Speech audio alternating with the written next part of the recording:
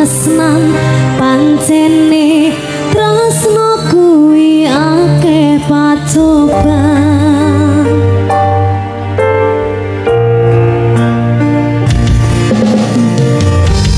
arep tumeka ngendi katresnan iki yen to aku sliramu rati akoni senadyan dono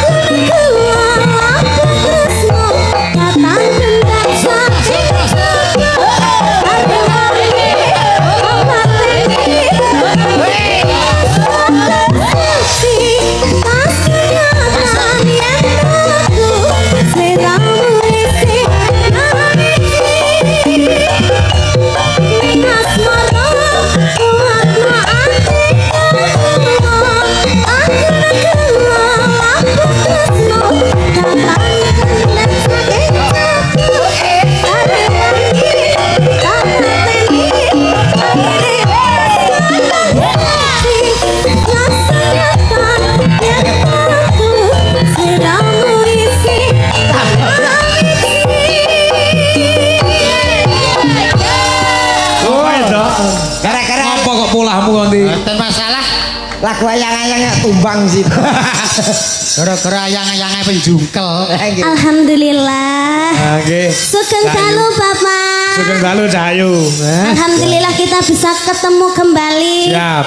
Di Ngawi. Heeh. Nek wingi kula nggih sampun mriki, Pak. Napa nggih?